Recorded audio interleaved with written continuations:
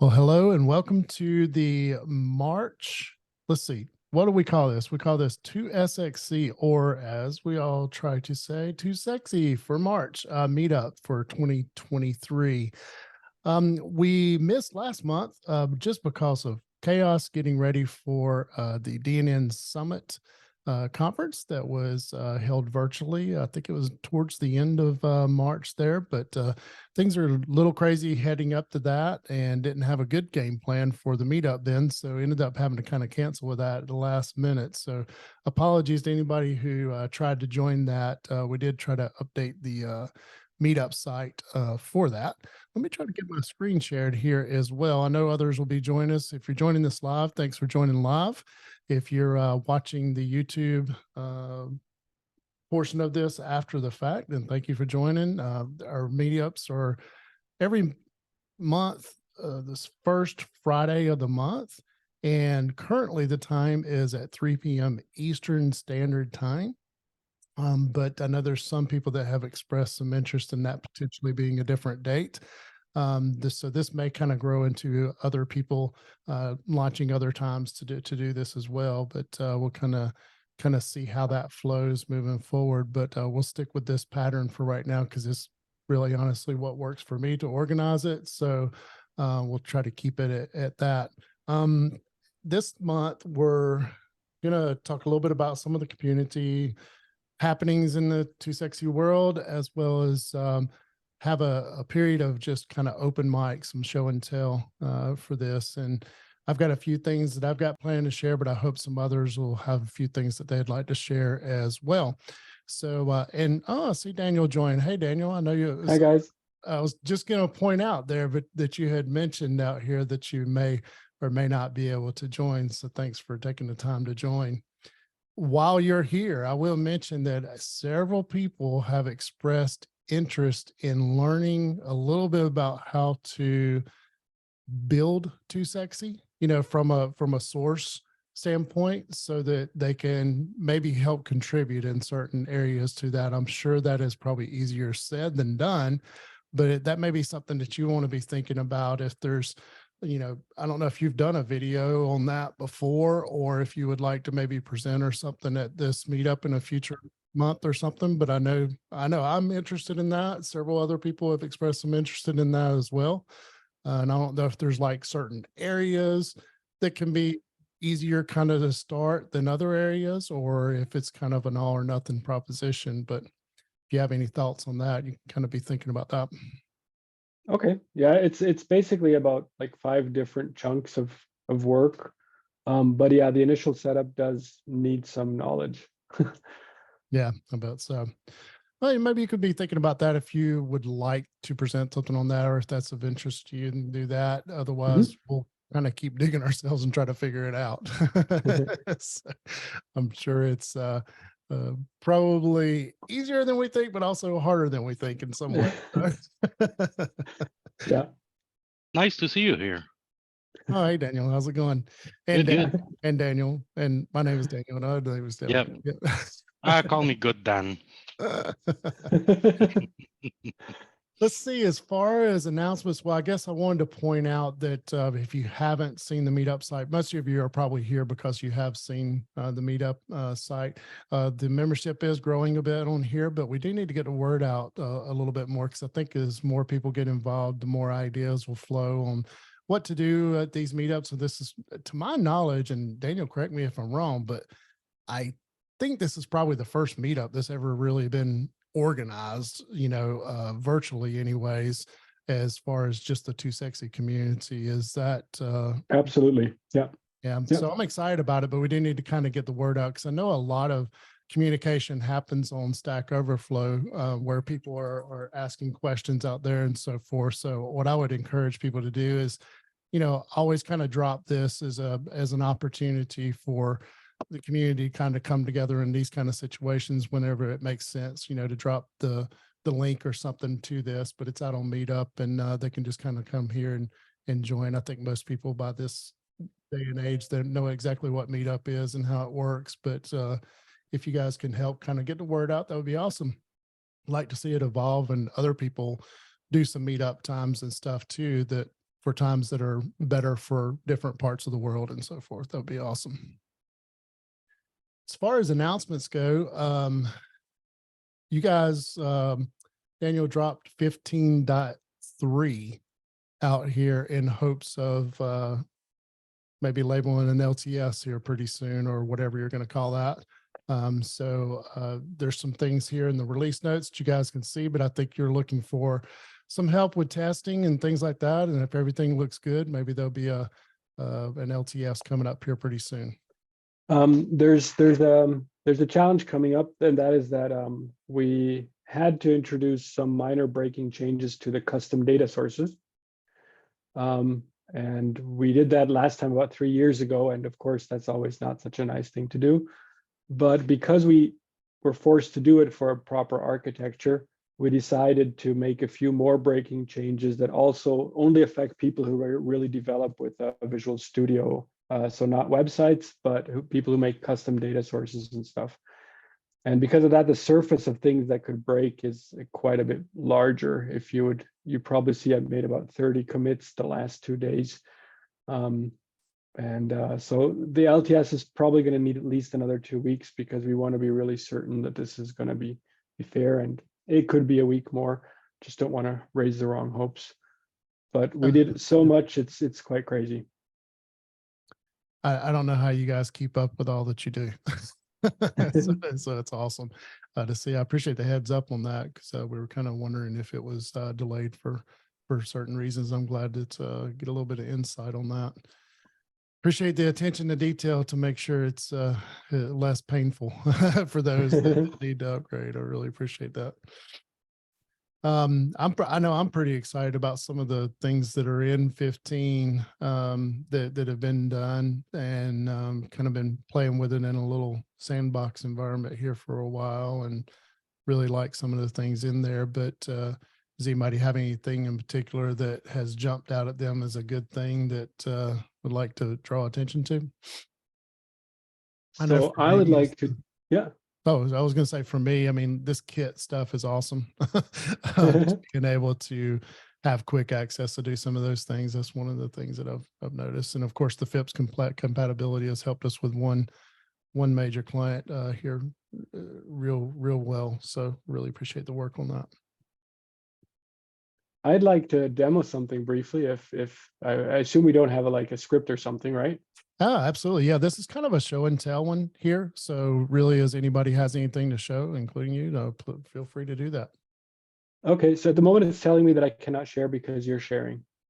Oh, no, that would be true. So let me stop sharing. How about now? Now it'll probably work.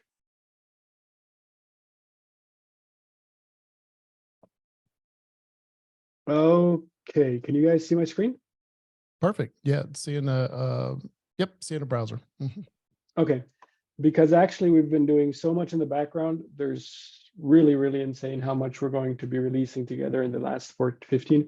But what I'd like to point out, first of all, is what you see right now is just an input with the normal WYSIWYG. And let me just put 2 screens side by side so it's a bit easier to figure out what I'm doing. And here I'm in the configuration for the body field. And what's new is that we now can have a system and say something like, I only want a configuration with very basic text. So that means if I refresh this now, notice the toolbar, which is still standard at the moment, it's now reduced to just formatting and links. We can reduce that even more, basically all the way down to not really being a WYSIWYG at all, where you can just paste, maybe I refreshed too soon there. Yeah. So this should help a lot in a lot of scenarios where you're trying to restrict what people can do. But that's just the beginning, actually, because actually we did all this because we're going for a different format as well.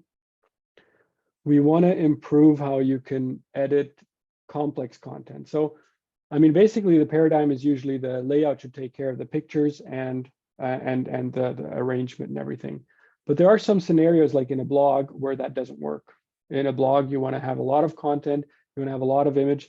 And a typical problem that everybody kind of knows is once you add the first image and you right align it and you say it's 50%, you have to start putting a bunch of enters there so that the next image doesn't like stagger to it. You guys know what I mean? Been there probably, right? Yeah. And so basically we're introducing a completely new setup where we have this rich mode. You can also see the icons aren't quite proper yet, but basically what will happen now is, let me just insert an image here that I've already uploaded, something maybe slightly squarish. Let me put that further down.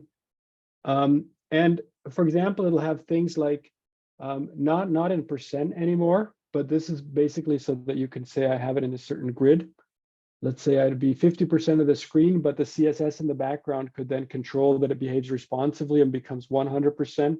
So the resizing in this mode isn't in percent anymore. It's actually using classes that the designer can then determine what's going to happen with it. And let's say I had a picture that was fairly small, let's say a third of the screen.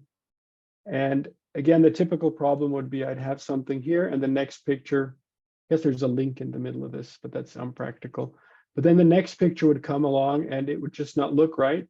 So we're also introducing the concept of these splitters where you can say, okay, I have a like something that's either an invisible splitter or it can be a larger one to put a gap in there. And this will allow you to better arrange pictures and everything without all the layout going nasty. So is that using CSS Grid or Flex, or is it something So custom rolled? Or it's actually very, very basic CSS. Basically, the idea behind it is just that we're applying some classes. There will be a default CSS that will fire up when it's done, but otherwise you can roll your own. But we're not creating divs and stuff like that because that introduces a lot of complexity that editors usually cannot handle. yeah, I'm curious of it because we typically try to stay away from giving the editors that much power, you know, in this. We just try to kind of force it into more structure, if you will, to kind of force that. Of course, that has its challenges because it's sometimes, you know, it's just too much, you know, too many fields and all that. So I'm interested to see how user friendly this will end up being in practice, you know, or train if it causes training challenges or anything like that. Yep. It's very cool though. Yep. So that was my brief show and tell. How do I unshare? I can force it if you don't. There's a button here. It's red and big, and that's why I didn't see it. Yeah. I was thinking of something when you were presenting there too. But now I've forgotten completely what it was. Oh, well, maybe it'll come to me a little bit later. I had something to share here a little bit that might be of interest to some of you, and who knows, I might actually be doing it completely wrong, but it seems to be working at the end. I ran into a situation and that I went ahead and did this on the DNNDave.com because it's easy to share the code with everybody and let you see what's going on and all that. But I ran into a situation where I had configured, it was basic, you know, this is kind of like the list view here. And then I have a details view for each of the individual, you know, videos that are out here. And these are on two separate pages. So you'll notice that the list is on videos and the individual videos is on a video subpage of that. And then we pass in the query string, you know, the episode and a good formatted slug to that. What I noticed, I had it configured to where I thought it was going to impact the actual search engine indexing of those detail pages, but because it's all on one page, they weren't being indexed. Because I looked in Google Search Console, I'm like, why are these not showing up in searches? And I realized that, oh my gosh, like that I was doing it wrong. So I had in the views, just so you can kind of see where I was thinking on this, I had a view detail here, view, and I had configured this area here for DNN search, but you know, it just didn't dawn on me at the time. I think it was just a little bit of a mystery here. I had a CS file here that I think I had pulled from one of the articles as a starting point that kind of integrates it with DNN search. And what that really was at the end was just making it discoverable and indexed by DNN search, right? And it was working beautifully. But I don't know why I thought this, but I thought that would also lead to it being, each of those articles or videos being indexed, to the search engine. I thought I would just automatically translate. Well, no, it doesn't. So maybe there is some magical way to do that through the UI, but I did not find it. So I kind of went down a rabbit hole of trying to find out how to make this happen, right? So I ran across a Stack Overflow, and I probably should have pulled that up here, but Daniel, I think it was where you were responding to somebody and saying kind of how you guys did that in the blog app that's out. Exactly. So just for some background, I mean, normally Google just takes up any link you have on your website. So actually, by default, you don't really need to do something if the links that you have are real hyperlinks. Right. So basically, if you have a list page, which is indexed by Google, and it points to your details pages wherever they are, and there's not a technical error, that basically already does the job. But there's still cases where, for whatever reason, it's just not happening.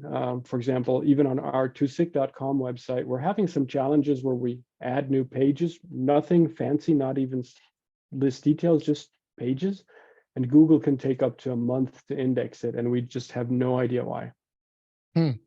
Yeah, and that's maybe what I was running into, but I'm using the link here, to pass on the query string parameters to that. And I don't know if that's the wrong way and that was what was causing the issues. No, but this looks good.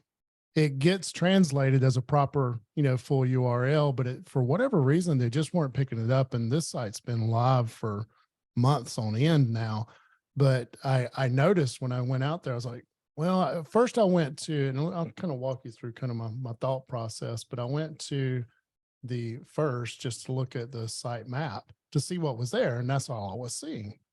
So I was like, oh, okay, that's when the bell went off, the light bulb went off and said, okay, that wasn't automatically happening because of that configuration that I just showed you.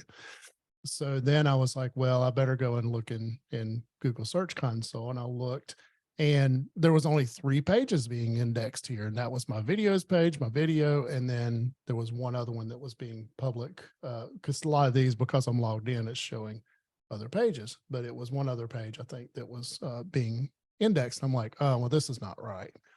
So I went and looked at the blog module and realized that, okay, you guys are doing some magic there to actually create. And I thought it was brilliant the way that it worked, but you create an RSS feed in XML, and it's in a format that you can then feed to Google Search Console to say, hey, here's an additional sitemap for you. So I took it as kind of a starting point, and in my API here, I already had a video controller for a mobile app endpoint, but I took the code that you guys had done out there as a starting point and then just tweaked it as I needed. I left the comments in here because since this code is in an open source repo, you guys can take a look at it too if you find that a little easier to digest than the massive blog app that's out there. But that basically what happens is, this endpoint, which is referenced now in my, let me get back over here, in my list, it's referenced here, basically linking to the API for the endpoint for this and passing the appropriate page ID and module ID to that. Over here, and I keep doing tabs there instead of here. I keep forgetting this is Monaco editor.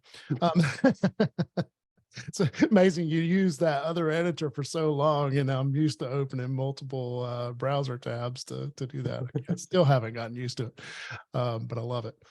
So here basically it just builds your XML document. And I did a few extra little things like being able to add a video thumbnail node to this as well, because after I got the initial implementation done, Google Search Console was saying, well, it looks like it's a video page, but you don't have a thumbnail there, and it wasn't automatically detecting the primary image on my detail page as that. So I kind of had to figure out another way to do a prefix tag. So I just did another helper here to handle the prefix tag. Interesting conversation side point on the namespace for that, but I finally found the correct namespace for that particular node. But what results? I won't bore you with all the code here. You guys can go and look at it out on GitHub.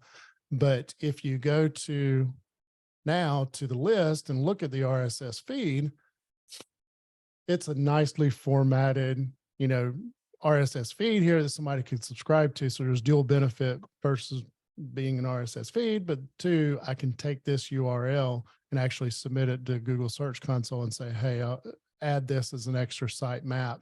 Now each of the videos are being indexed properly by Google Search Console. And this is the video thumbnail that I was mentioning here, if anybody's interested in that. But everything else is pretty much the way that you guys did it out on the blog app. But I thought this was really neat because it did start indexing. And you'll see some here that's showing not indexed because that was multiple submissions of the same thing where I was trying to fix issues here and there, but it's actually now working properly. So I've got 50, I don't know, 51 or 2 or something like that videos out there. So you can kind of see the 3 pages plus those. I think it's 51 videos, but they're now being all indexed properly. So that's a start in the right direction. But I thought that might be helpful for some people that may have found that area confusing like I did on that. So now you all can tell me how bad I did that.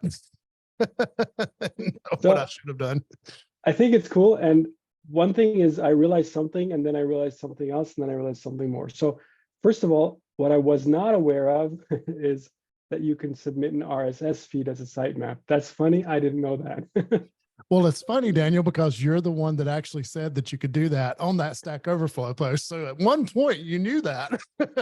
Actually, and here's the thing, that's what one of the other things that I just realized is internally, we've created some sitemap XMLs based on that RSS code, but we're actually creating sitemap XMLs, not RSS.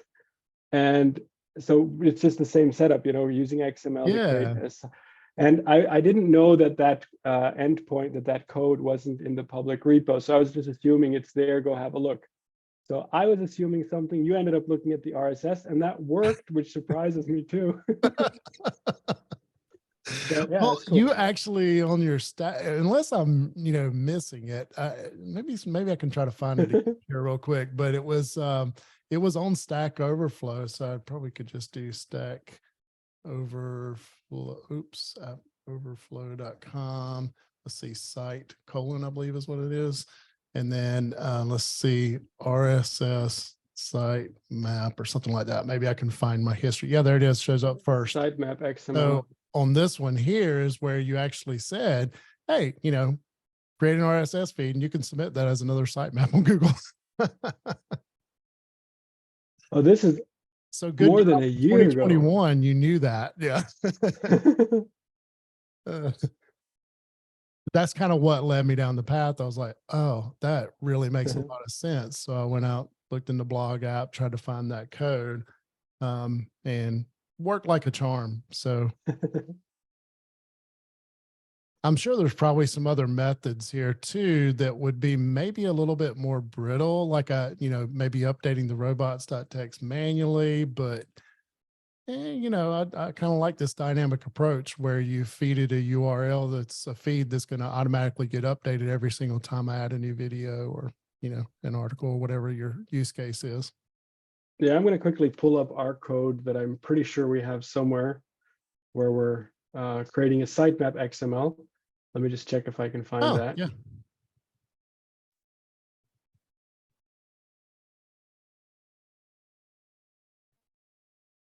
And I saw, Jeremy, where you had, I know you can't talk right now, but you had commented also on that same Stack Overflow post there. Oh, I'm just reading your comments now. Let's see.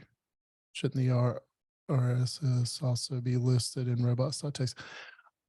I guess you could, but it would be a little bit redundant because if you're manually submitting that URL to Google Search Console, it's not going to matter that it's in the robots.txt or not. I think you can actually not even list it. I think the robots text doesn't serve that purpose. You have to register it. I don't think there's an official way to put it in the robots text. I think also because it has query string parameters that are required for it to actually be the right one too. That might be a little difficult in the robots.txt. I could be wrong about that though. Because it's not just going to find that. It's not going to know the module ID or the, can't remember what the other parameter was that I had, but what was it?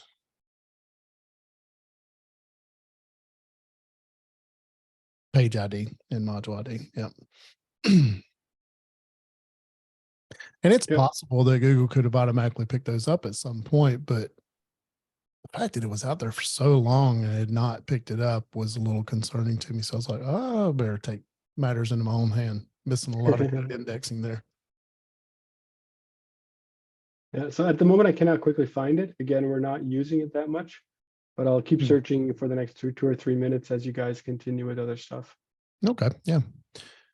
And if anybody's interested, if I could find the right screen to share back again here, on GitHub for 2.6, not 2.6. If you go out to the main organization repo and then you look at the app blog or the blog app, which I think is V5 now, I looked in the API folder here and found the blog controller. And within here, that's the RSS feed. You'll see that's almost identical to what I had here. I just changed it for, I think this is more for articles and mine were more for videos. So I just changed the names of some variables and then added the extra node and the extra helper there for a, I went down a rabbit hole with the C# with the XML document namespace for the create element. I needed to create a video : thumbnail _ loc, and you couldn't just use the helper that was here for add tag to do that because it wouldn't translate the colon, as a prefix, the video prefix for it. It just kind of threw it away. So it ended up being a node for thumbnail _ loc. So it took me a little while, but I finally figured out that there was an override. An overload method there that you could pass in the prefix parameter.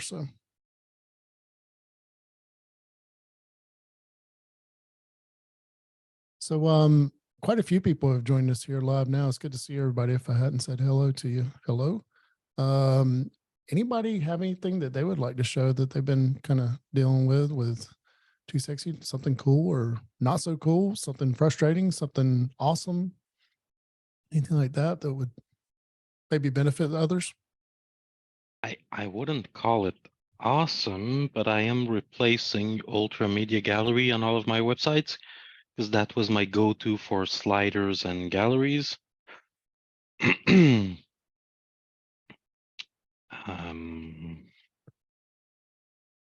Daniel, this is kind of your first playing around with Too Sexy, right? Yes. Actually, my nephew is studying web development. So I have him do like random stuff that I never have the time to do. And one of the things is upgrading DNN and Ultra Media Gallery. They're kind of out of business. Can I share my screen? Absolutely. Yeah, stop sharing. Screen.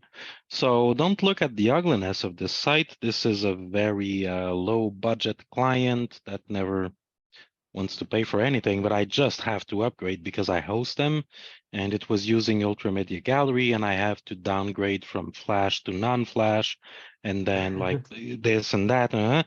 So I had them rebuild this with the built-in available Too Sexy app.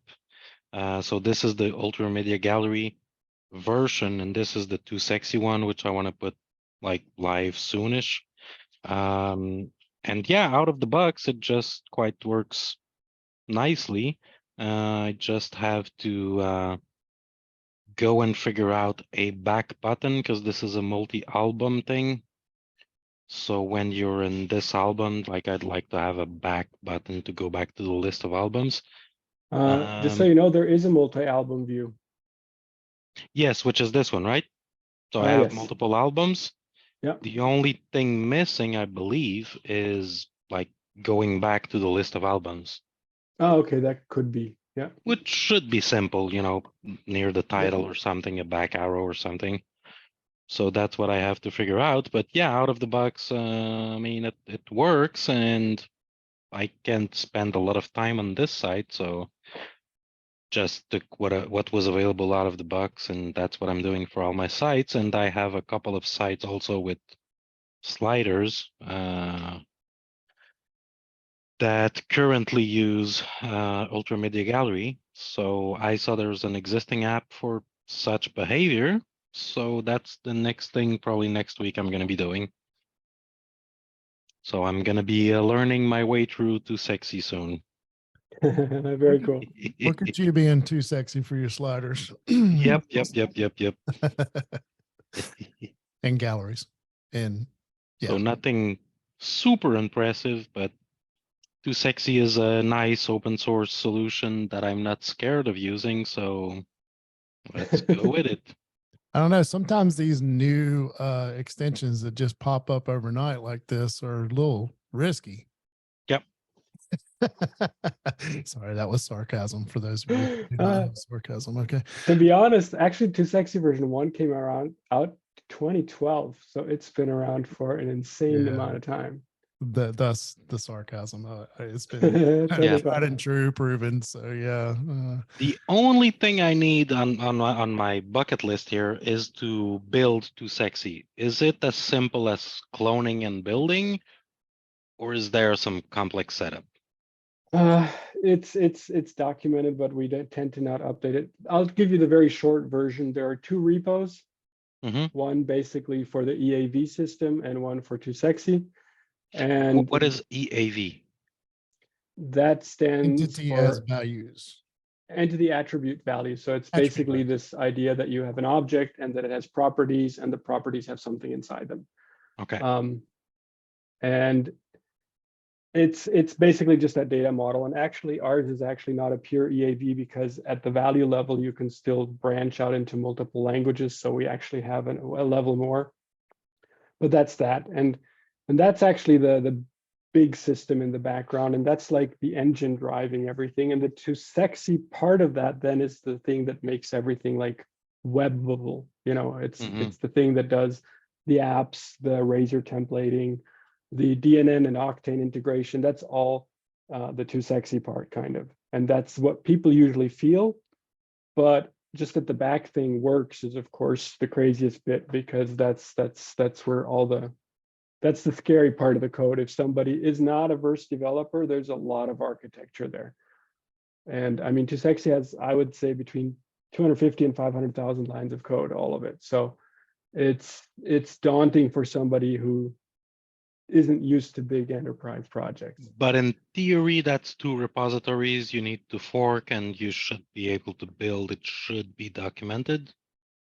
Yes, and basically those are the 2 things you need for the C# side. And the front end, there are 2 other repositories, depending on whether it's more the tiny bits that are like the toolbars and everything on the screen. That's one repo. But there's like 10 JavaScript projects in one repo, and the other one is the whole admin and edit UI, and that one's huge. Okay. And so it's these 4 repos, and you could just work on the JavaScript if you wanted to, but that everything works well together, like that the JavaScript compiles to the right folder automatically. You need to set some environment variables. I'll just post a link to a checklist which actually describes it, but it could be that it's not 100% up to date. Okay, so that would be one of my next projects to be successful in building it, maybe help with documentation if something is not obvious and stuff. That would be something I'd like to sink my teeth into. Daniel, I just put it in the chat. I just put the link to the checklist for this. Awesome. Maybe you can quickly click on it. But yeah, so basically on the left-hand side, we should have something like setting up with DNN 9s. Let me just check quickly which is the most likely one to make sense. Yeah, the DNN 961, the next one. That was a migration, but that was for people who already had one. Let's check out the next one. I hope it's more or less up to speed, and this basically describes which repos and where you would have to put it. And yeah, the docs is another separate repo if you're going to do that. And then there's some explanation about some environment variables if you want to make sure the JavaScript's compiled to the right location. And yeah, so this is basically everything documented. I hope it's mostly up to speed. Oh, that's cool. I got a question for you since you're pointing this out. You guys built this azing.org out here. What is the best way? Like, the links are, for these. So like, how would I find this if I were going to look for it? Is there an easy way to do it through the search, or? I don't know what I'm asking, but it's like, how do people like really find those? Like if I were to come here and I wanted to look for the setup, for instance, and I don't know why this keeps popping up, but if I come in here, could I easily find that one? I think so. Of course, it has to contain some of the keywords, but this is the Google search if you're on the home page. And then maybe git clone and stuff. Of course, yeah, it needs some like terms that would match that.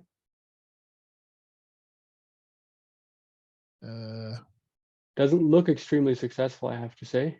No, maybe I need to type it in again. Wouldn't be on purpose, but it could be. This is like something we would never test because we're always logged on.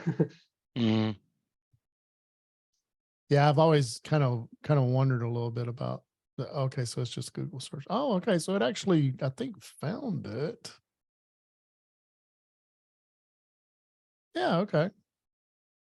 So it did. Yeah, so that's something I plan to like go through the pain and figure out, how can we add this to the README that anybody can build it. That would be awesome because I'd like to contribute if I have fixes and stuff. Yeah, that'd be very cool. Is that something you guys are pretty open to, Daniel? I mean, I know sometimes you have a vast knowledge of some things, and maybe somebody would try to do something that wouldn't be the way that you go about doing it. I mean, are you open to people? I'm very open, but the code quality has to be okay, because the problem is always if people contribute something quickly and then it's like part of the system, well, once it fails, people are still going to tell me to fix it. Right. And that's what reviews are for. Yeah. And for example, for other things as well, like what we're going to be finishing right now is, I don't know if you guys have ever made a custom data source, but I think for most people it was a little bit scary to do. And we've basically enhanced that quite a bit, the API, to make custom data sources. And so, like, let's say a lot of enhancements are probably best if they come as a plugin at first and people can try them out and see if that serves the purpose before they make it into the standard. Well, that's cool. Daniel, not Metal, Veladas, before you joined, we were talking a little bit about maybe at some point Daniel would either present or do a video or something, but this right here is actually pretty good. Yep. As long as it's kind of up to date, I think this would really help. So Daniel, if you don't get around having two Daniels, I need to start saying Metler and Veladas, right? Or I'm the jungle boy. I said I'm good, Dan. Yeah. Okay. Let's see. Bad Dan. Let's see. Oh, I don't know about the other guy. I just know I'm good, Dan. Yeah, and I know you're always cranking out a lot of content and stuff, but if we don't see anything that comes out before one of us goes through this, then maybe we'll try to do a video or something of it as well, just kind of help people have another reference point. That's great. Yeah, that'd be cool. Does anybody else have some cool stuff to share? I see some new names popping up on the list that have not been to one of these meetups yet. So glad you guys able to join. I know, Zhao, you do quite a bit with Too Sexy in your world. So I don't know if there's anything cool that you'd like to share. And I realize some people may be at work too, so not able to talk.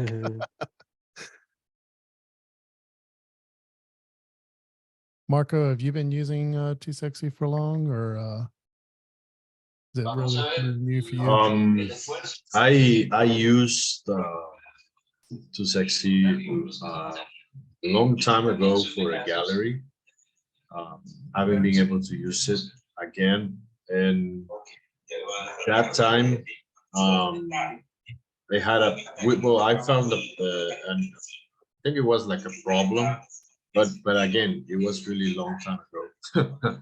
So it was like a gallery, a blue imp gallery module, I think it was, and it was creating an image cache folder, and the hosting, and it was creating like everyday pretty big files. So I noticed that because I start having problems with a lot of files on the host.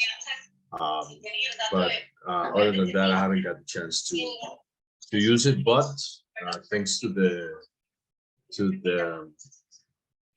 event that Danny Paul on the DNN Summit, I already downloaded the latest version, and I have a couple of projects starting. I started last week, and I'm gonna start playing around with the module a little bit more. Actually, that's the reason why I joined this session, to get more familiarized with it. That's great. I think you'll probably see a lot of improvements since the last time you looked at especially on that end of it. So yeah, definitely. I saw a lot of things, a lot of pretty awesome things, especially the resize image feature on. I love that thing. So yeah, I'm looking forward to play with it. Yeah, I'm glad you brought that up. Daniel, Bad Daniel. No, I'm just kidding. Not Bad Daniel. Jungle Boy Miller. He presented a cool session at DNN Summit recently about the image resizing, image flow stuff, and some cool capabilities. I was loving the ease of use with the kit integration with that, the helper stuff in Razor. That was awesome. Actually, I have a question to good Daniel, better than bad Daniel. It's about the features get introduced so quickly. It's hard to keep up, and sometimes I look back at what I've been doing, and then I look at, say, the talks you gave at the recent conference. I go, wow, am I out of date? So like some of the like the kit syntax, I think is really cool. But is there somewhere where some of the new features are sort of summarized? Google's not helping too much. Yeah, so it is in the release notes, but the problem is, and you'll see, for example, if once we go final on version 15, I think we added like 100 features, like insane. Yes. And the problem is that if you're like interested in the WYSIWYG, then you'll be like, oh, I'd love to know all those 27 things that changed there.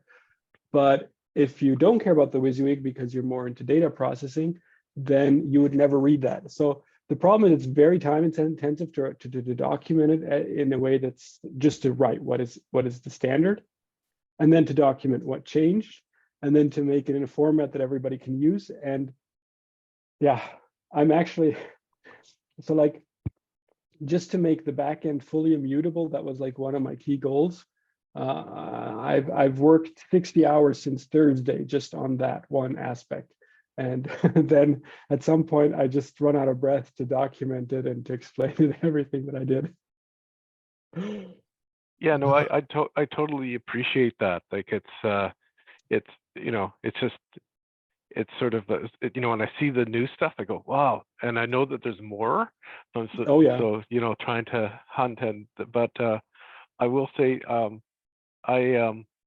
really impressed with how the upgrades from one version to another go. I had an old version 11 too sexy, and it took it all the way up to 15 perfectly, which I was like, so, you know, like what software can do that, you know? So, Yeah. you know, it seems funny to grump about the pace of innovation, but you do help us along. I want to try to take better advantage of all the work you've done. Yeah, so I think David is sharing his screen, and the tutorials are one of the best places. And the crazy thing is, I think people underestimate what they can learn here. Even my employees don't know half of the stuff that is in the tutorials, simply because you don't ask the question. And so you never think of the fact that this could be automated or improved in a way. Yeah. So the tutorials are a great place to start. Like, we're going to do a huge formula update as well. Formulas are going to have IntelliSense soon. So, and there's some better promise handling and some really nifty stuff. But again, then we spend weeks on developing it, and then creating the tutorials takes another 2 or 3 days, and it's insane. It's like, by the time you think you're done, it actually just starts, because you have to spend all that time documenting and everything. Yeah, it's massive. I would love to see, you know, I'm motivated to do some of this myself, you know, just to try to help you guys get some of the things out there. It's like to create content around how to do this and how to do that. And Too Sexy, I'm sure it would help augment what you guys are Absolutely. task of this, you know, but in maybe different mediums too, like video or screen shares and things like that too. But I brought this one up as you guys were talking, because this is probably my go-to spot for just about anything to start with. Steve, you've probably ran victim to what a lot of us run victim into. You start Googling how to do something specific, you know, in Too Sexy, unless you just come across the right Stack Overflow post or something like that, chances are you're going to end up down a spiral of documentation that's old, you know, or not quite exactly like it is today in the version that you're working in, and trying to figure out what's valid, what's not valid, and all that.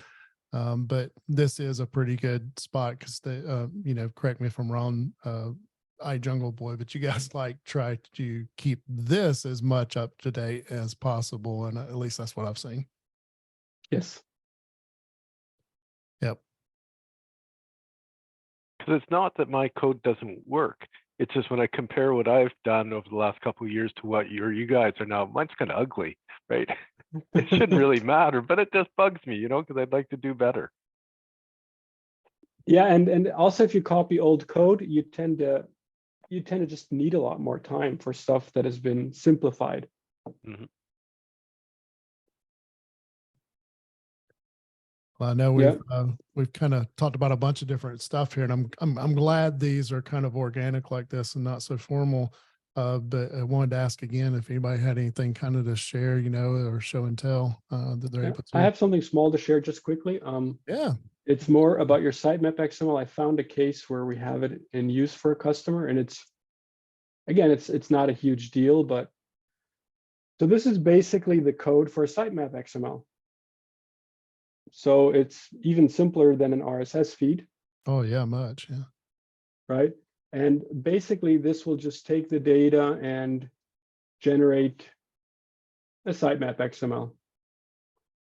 And this is the case where we have a landing page system. I cannot show you too much about it, but we're generating like 3,000 pages with some specifics about certain locations, because if somebody Googles a certain service in that location, we're trying to be in one of the top hits. And our website they have a 20-man team generating leads, like sales, and the website is generating a third of the leads. Just one website is doing the work of 6 salespeople, thanks to this setup here. That's awesome. Yeah, this is much simpler as far as just building out a sitemap, because you really don't have all the requirements that the RSS feed would have, you know, to get the right schema and all that kind of stuff. But no, that's really great right there. That would be a good one there. Maybe if I get some time, I'll try to do a little video on this, but just doing the basic sitemap XML. Is that something generically that particular file code could be shared in some shape, form, or fashion? I don't I'll know. have to check. So this one's not Okay. ideal, but I think we've done the same thing for the blog as well. Oh, So okay. it shouldn't be that special. Oh, maybe I'll look for that out there. I only saw one controller in there, or No, it's not in there. I just checked. But I okay. think we've done it spontaneously. Oh, and okay. somebody's saying they have something to share. Yes. Oh, awesome. Let's see.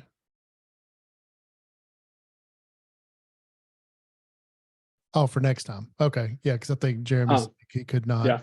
share today. So that was his hot tip for sitemap. I will share his gist here if I can get my screen share to work again. There it goes. Yeah, he put a gist out here, but he can explain this a little bit better next time. But it looks like a something in the web config there to merge in. Yeah, kind of a rule there for your sitemap. Okay, that's nice. Yeah, and what's important to know is it's actually super simple to submit multiple sitemaps. So that's what we're doing when we're creating extra sitemaps. We're not merging them. We're just telling Google there's more than one sitemap, and that's totally fine. Yeah, and for those that don't know, once you get into Google Search Console over on the left, you can just go over to sitemaps under indexing and then share an extra URL here to that sitemap, and that'll submit it. You'll see where I've done multiple ones here with the same thing. You can't remove one that's previously been submitted, so you just have to kind of wait for it to fall off. I don't know if that was intentional on their part or not, but that's one thing I noticed.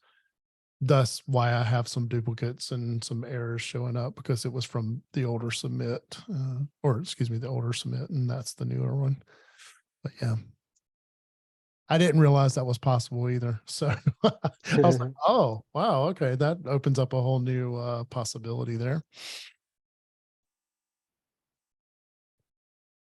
Well, if nobody else has anything to share, I really appreciate the time and everybody joining and stuff. I know there's a lot to be learned with Too Sexy, so I'm looking forward to the next few months. I think next month I've got it on like a 3-month kind of cycle where we'll do for 1 month, we'll do show and tell. The next month, I think, is going to be a presentation. So if there's something that anybody would like to present specifically, and it doesn't have to be just one presentation, if it's like a quick one, a 15-minute presentation or something, and somebody else has a 15-minute or so, then we can fit in 2 or 3 to that. But please do reach out to me either on Discord or Slack or some other social platform or whatever. You can find me and we'll get you in Is there any chance we could change the time? Because Friday 9 o'clock in the evening is really, really bad. Usually we have social events. Yeah, that's what I was going to mention. For me to organize is the best time for me to be able to do it. I would love to see more of these meetups, and I'll help support anybody that can do it. But for me, that's the slot, because we're in the middle of business day here, so it's a little bit tough to juggle with business meetings. But I'm open to a different time, but it has to work in my schedule if I'm going to organize it. Yep, sure.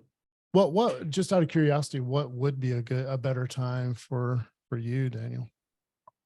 So working hours, right? Because Friday night is usually not working hours, so.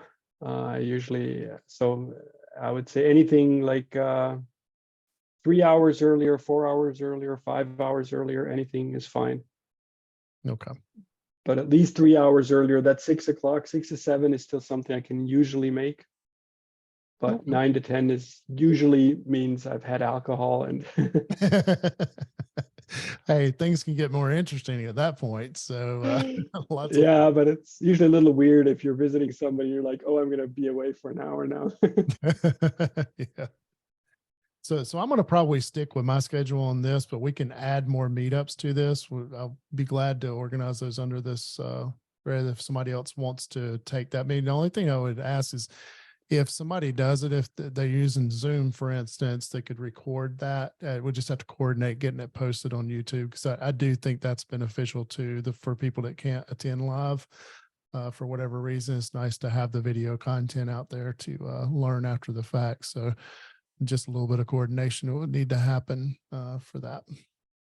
So this month was the show and tell. Next month is going to be presentation format. And the next month after that, I'd like for it to be a workshop. And what I'm kind of thinking for the workshops is that, you know, either myself or somebody will come to the meetup with an idea where we'll actually figure something out from scratch and do it, you know, together, to where everybody can kind of follow along and do it in your own environment, so forth, or just watch either way and contribute that way. But that's the kind of 3 different formats. So every 3 months we'll rotate through that format, unless we come up with something else. If you find that something else is more beneficial, let me know, and I'll be glad to try to shift things a little bit. Sounds great. I appreciate it, everybody. I hope you have a wonderful weekend. We're almost at the top of the hour here. So good night to you, Bad Daniel, and good morning to you, everybody. Everybody else. Yeah, thanks, Jeremy. Thanks, everybody. Have a great one. Take care. Bye, guys.